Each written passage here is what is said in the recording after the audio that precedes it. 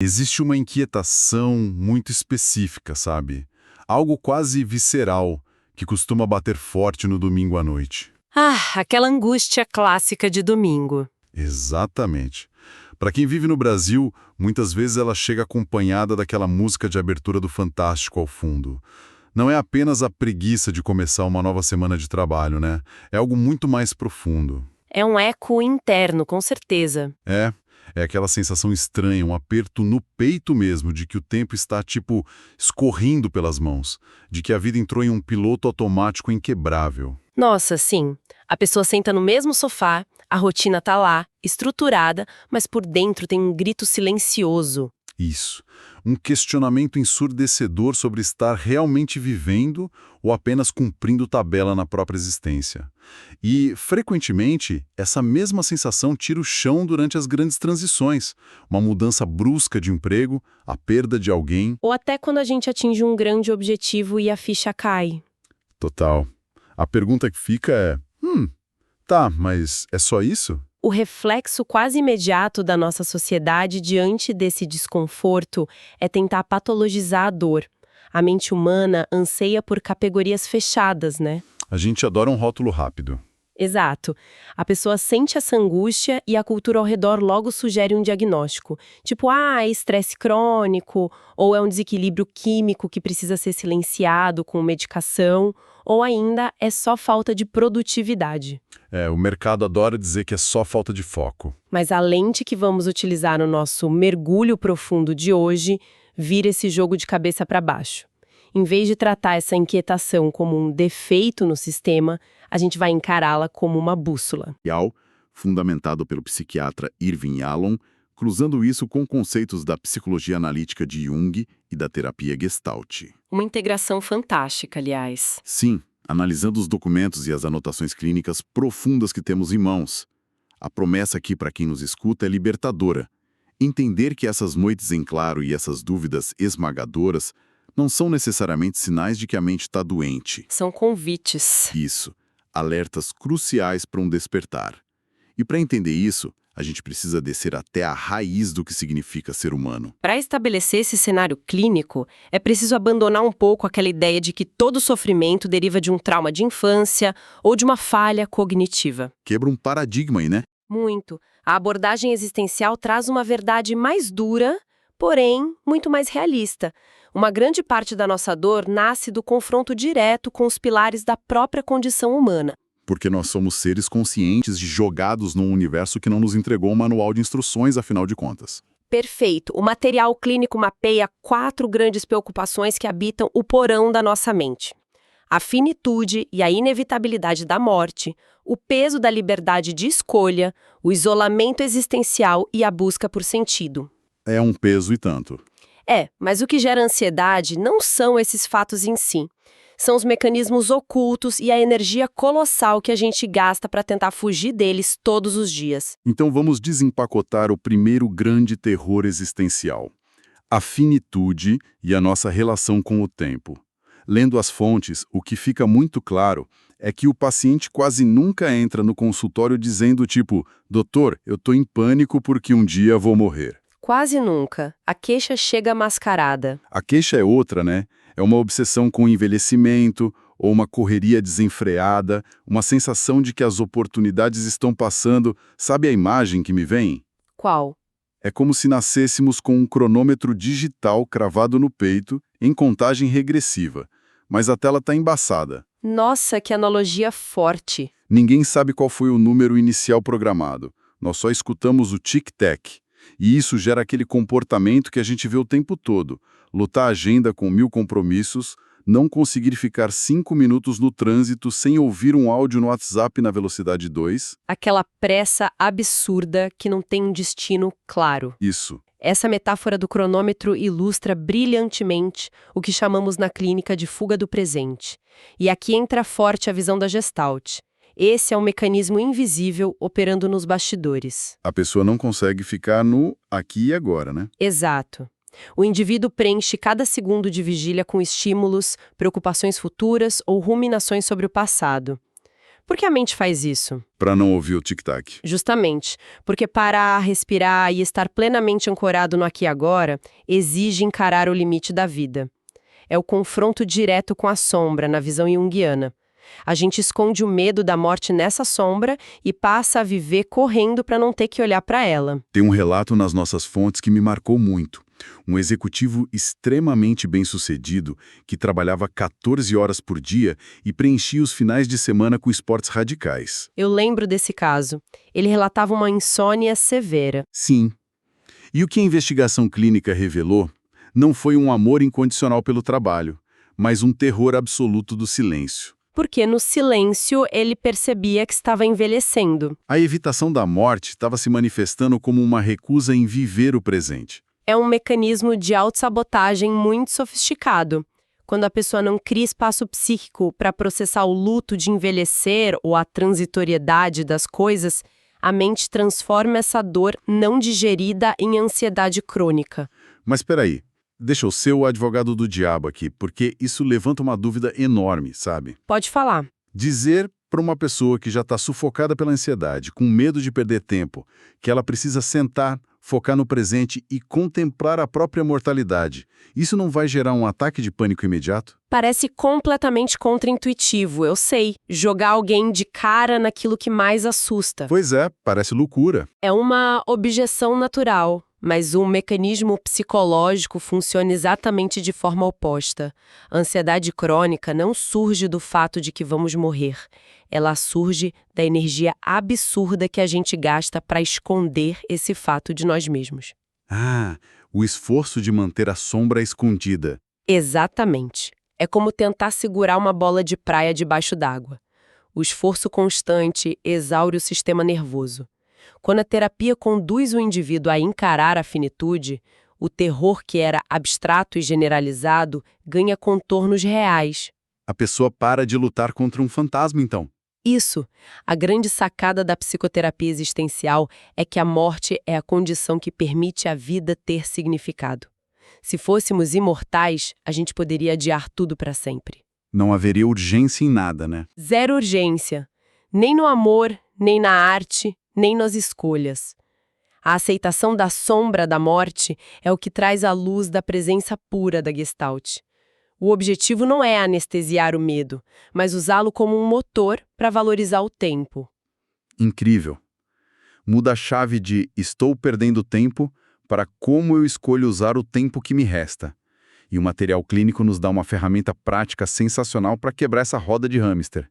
Sim, a parte prática é fundamental. A recomendação do exercício não é ficar meditando no escuro esperando a iluminação. É pegar papel e caneta mesmo. A instrução é escrever 3 coisas que são consideradas visceralmente importantes para se experimentar ou realizar nesta vida. E não precisa ser um delírio de grandeza como escalar o Everest, né? De jeito nenhum. Pode ser algo como reconstruir a ponte afetiva com um filho adolescente ou aprender um trabalho manual que exige paciência. E por que escrever funciona tão bem? Funciona por motivos neurológicos e psicológicos profundos. A escrita tira a angústia da repetição inconsciente e força o córtex pré-frontal a dar estrutura ao desejo. Tira da abstração e joga na realidade. Mas o exercício clínico real começa no passo seguinte, sabe? Com essas 3 prioridades no papel, a pessoa deve olhar para a própria rotina de uma terça-feira comum e fazer uma pergunta dura. Que seria? A minha energia vital, o meu estresse e o meu foco estão sendo canalizados para essas 3 coisas ou estão se esvaindo em distrações vazias de preocupações com a opinião alheia? Nossa, essa autoanálise funciona como um bisturi, né?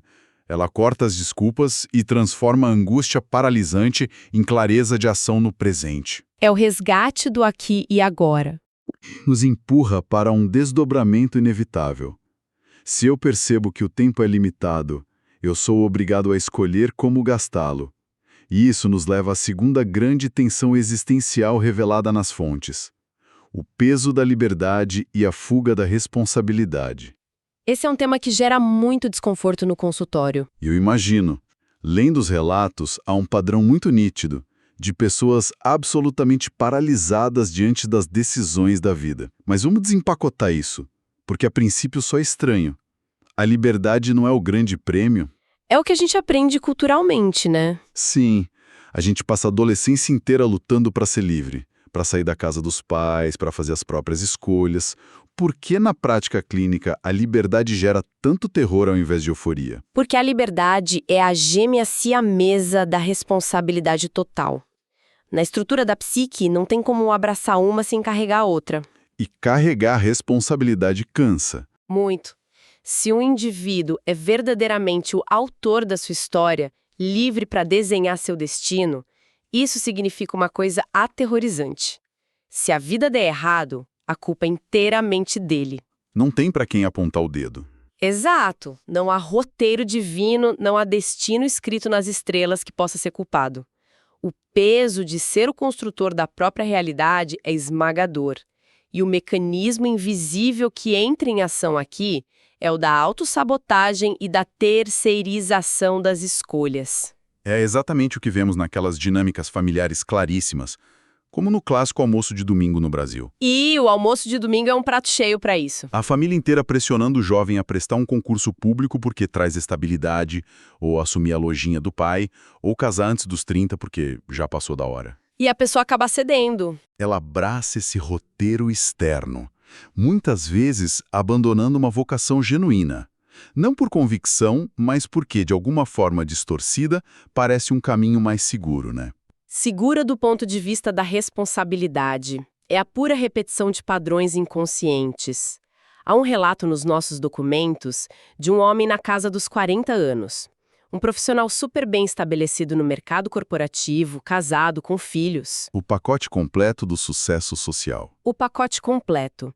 Mas ele procurou ajuda porque sentiu uma apatia profunda, uma sensação de ser um impostor no próprio corpo. Ao longo da análise, ficou evidente que ele nunca havia tomado uma decisão fundamental por conta própria. Ele foi só seguindo o fluxo. Totalmente. Ele cursou a faculdade que o pai sugeriu, casou com a mulher que a sociedade considerava adequada, aceitou a promoção que o chefe empurrou. O mecanismo de defesa envolvido aqui é sutil, mas letal. Qual é o ganho secundário disso? Ao viver a vida que os outros desenharam, ele garantia um conforto psicológico específico. O direito de reclamar. Nossa, Se desse errado, a culpa não era dele. perfeito. Se ele fosse miserável, a culpa era do mercado, da família, das pressões econômicas. Assumir o volante, bater no peito e dizer "eu escolho isso por minha conta e risco", significa perder o escudo da vitimização. E o preço dessa fuga da responsabilidade é a perda total da identidade, né? A pessoa se torna um fantasma assistindo a própria vida passar. Fica a sensação sufocante de vestir uma roupa que foi costurada para outra pessoa. É o abandono do próprio ser. E aqui entra uma aplicação prática fascinante das nossas fontes para romper essa evitação. O exercício de quebra de padrão sugere que a pessoa faça uma auditoria nas próprias escolhas. Uma revisão de vida. Isso. O passo a passo é listar 3 decisões gigantescas tomadas no passado. A escolha de uma carreira, a decisão de manter ou terminar um relacionamento, a mudança de cidade. Com essa lista em mãos, vem o momento do confronto. O confronto da honestidade radical. Para cada item da lista, a pergunta que precisa ser feita é: essa decisão nasceu de um desejo genuíno e autêntico meu? Ou foi tomada primariamente para agradar alguém, evitar um conflito ou atender a uma expectativa externa? Deve doer responder isso com sinceridade. Dói muito. Mas o mecanismo de cura desse exercício não é gerar culpa pelo que já passou, é iluminar as sombras, para usar o termo do Jung, dessa repetição de padrões. A neurose muitas vezes se alimenta da nossa recusa em ver a realidade. Quando a pessoa reconhece claramente que permitiu que outros escrevessem o roteiro, ela recupera o poder, a agência sobre a própria vida. Ela entende um princípio existencial fundamental. Não agir também é uma escolha. Uau, isso é forte. Optar por deixar as coisas como estão é uma decisão ativa. A partir do momento em que essa responsabilidade é assumida integralmente, a liberdade deixa de ser um monstro que paralisa e passa a ser a ferramenta primária de reconstrução. Ela vira a dona da própria história. Não agir também é uma escolha. Isso é um verdadeiro choque de realidade. Agora, preste atenção em como esses domínios se conectam de forma implacável. Vamos lá. Se a finitude me força a valorizar o tempo, e eu assumo a responsabilidade solitária de escolher meu caminho, de repente eu olho para os lados e percebo que no fundo do meu ser eu estou pilotando essa nave completamente sozinho. É a constatação final. O que nos lança no terceiro grande pilar revelado no material clínico, o isolamento existencial. E aqui a gente precisa ser muito preciso, porque os relatos tocam em uma ferida muito delicada. Há uma diferença colossal entre a solidão que a gente sente num sábado à noite e o isolamento que a teoria profunda aborda. É fundamental separar as duas coisas. Imagina a cena, tipo um churrasco de família lotado, o pagode tocando, carne na grelha, crianças correndo, o volume da conversa lá no alto, ou então o meio de um expediente numa agência cheia de gente jovem. Cenas clássicas do dia a dia. E de repente, do nada, desce uma cortina invisível, uma alienação total, como se a pessoa estivesse falando aramaico e todos ao redor em português. Uma percepção gélida de que ninguém ali dentro da sala sabe realmente como é ser aquela pessoa. Essa descrição fenomenológica é o núcleo da questão. A psicologia clínica separa rigorosamente a solidão emocional do isolamento existencial. A solidão emocional é circunstancial, sabe? É a falta de amigos no momento à distância da família. Isso, o término de um relacionamento, isso dói bastante, mas pode ser resolvido com inserção social e novas conexões. O isolamento existencial, por outro lado, é um abismo inegociável da condição humana. É a verdade absoluta de que nossa consciência é uma câmera fechada. Nós somos os únicos habitantes da nossa própria mente. Nascemos sozinhos no palco da nossa mente e vamos deixá-lo sozinhos. Não importa o quão apaixonado seja o casamento ou o quão profunda seja a amizade. O outro nunca, jamais sentirá a brisa no rosto exatamente como nós sentimos. A nossa experiência de existir é irrevogavelmente solitária. Novamente, vou ter que intervir com um pouco de ceticismo, porque, escutando isso, soa incrivelmente doloroso e quase nihilista, né? Eu entendo perfeitamente essa reação. Porque a gente não foi ensinado culturalmente que o objetivo da vida é encontrar a tal da cara metade, a alma gêmea que vai finalmente nos entender por completo e nos curar dessa solidão. O mito romântico. Dizer que existe um abismo intransponível entre duas pessoas que se amam não é, no fundo, destruir a base dos relacionamentos amorosos. Pelo contrário, essa busca pela fusão total é a grande ilusão que gera o maior número de crises nos consultórios. A busca por essa fusão não é amor, é um mecanismo de defesa psíquica. Como assim? O que acontece nos bastidores da mente é o que a psicologia profunda chama de projeção.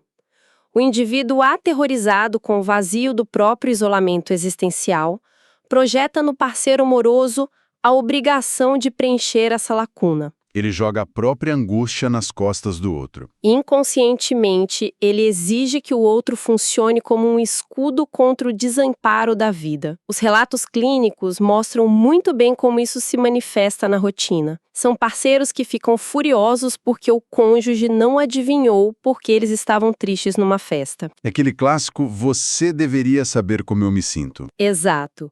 Relacionamentos que se tornam sufocantes, cheios de possessividade e cobranças impossíveis de serem atendidas. A ironia clínica é que, ao exigir que o outro preencha o seu vazio existencial, a pessoa transforma o parceiro num objeto, num instrumento. Ela para de ver o ser humano ali na frente. Isso destrói qualquer chance de amor verdadeiro. Você anula o outro. Ou seja, a tentativa de aniquilar a solidão é exatamente o que nos deixa mais sozinhos no final das contas. O parceiro nunca vai ser capaz de preencher o abismo, porque o abismo não é um defeito do parceiro. É a arquitetura da realidade. Precisamente. E a virada de chave, que bebe muito da sabedoria do aqui e agora da Gestalt, é que a conexão autêntica só nasce da aceitação desse limite. Quando a gente para de exigir o impossível. Quando a pessoa suporta a própria angústia do isolamento, sem tentar empurrá-la para os ombros de quem ela ama, ela finalmente consegue enxergar o parceiro. Ela reconhece onde termina o seu próprio eu e onde começa o mundo do outro. A relação deixa de ser uma muleta terapêutica para se tornar um encontro genuíno. É o encontro de duas solidões, lado a lado, presenciando o milagre de estarem vivas no mesmo espaço e tempo. Olha, isso retira uma pressão esmagadora das nossas relações diárias. Saber que é normal se sentir existencialmente incompreendido de vez em quando. É libertador. Muito. E para ancorar essa aceitação do isolamento e lidar com o medo do que o futuro nos reserva, as fontes sugerem um trabalho duplo de memória e intencionalidade. Vamos ao exercício. O exercício propõe, primeiro, puxar na memória 3 momentos raros em que houve a sensação de ser genuinamente compreendido por alguém, mesmo com todas as barreiras. Mapear o que gerou essa ponte momentânea. E na segunda etapa, para combater a angústia paralisante de um futuro desconhecido, listar possibilidades que se gostaria de construir, mas veja bem, não parar na imaginação. Porque a armadilha de focar só no futuro é que ele vira apenas um palco para as nossas projeções ansiosas. O mecanismo de ação desse exercício final exige que, após vislumbrar os caminhos desejados, um indivíduo identifique um passo microscópico que possa ser dado hoje. Tem que ser hoje, tem que ser agora. Agora. Isso obriga a energia psicológica que estava vazando lá para um amanhã ilusório a retornar para a presença física. Retoma o poder de ação, ancorando a pessoa na única realidade que de fato existe e que pode ser moldada. O presente. É uma postura pragmática de o que eu posso fazer hoje, nas condições de temperatura e pressão atuais, com o que eu tenho nas mãos, e isso amarra todos os fios que puxamos ao longo dessa exploração profunda de hoje. O quadro inteiro se conecta perfeitamente. O que fizemos aqui foi desmontar aquela narrativa convencional. Aquela sensação de eco interno no domingo à noite, a vontade de chorar no trânsito, não são falhas no sistema operacional da mente. De forma alguma. Os escritos clínicos nos mostram que essa ansiedade crua é um alarme de incêndio super valioso. É a nossa psique gritando para nos despertar do transe. É o sofrimento funcionando não como um castigo, mas como um motor primário para a expansão da consciência e para a quebra da autossabotagem. É a dor que cura. Nós percorremos o caminho completo. Vimos que o choque aterrador de olhar de frente para a morte é exatamente o que devolve o brilho e a urgência ao tempo que temos. Vimos que a fuga confortável para trás das expectativas dos outros nos transforma em fantasmas. A gente terceiriza a própria vida, né? Exato. E que assumir o peso brutal da liberdade é a única forma de nos tornarmos autores da nossa própria pele. E entendemos também que aceitar o fato de que nascemos e morremos sozinhos na nossa mente é o passe de mágica que nos permite finalmente amar o outro pelo que ele é. E não como um tapa-buraco existencial. É uma visão incrivelmente madura e dignificante da experiência de viver, né? É linda. A verdadeira psicoterapia, na sua essência profunda, nunca teve o objetivo de prometer uma vida anestesiada ou livre de dores. O objetivo não é apagar a dor. O objetivo é ajudar a transformar a dor neurótica, aquela que paralisa e adoece, no sofrimento legítimo do qual nasce todo o crescimento verdadeiro. É resgatar a vitalidade que estava congelada pelo medo. O que nos deixa um desafio espetacular para aquele momento em que a rotina tentar engolir a consciência novamente. Porque ela vai tentar. Sempre tenta. Por isso fica o convite para uma inversão de perspectiva profunda.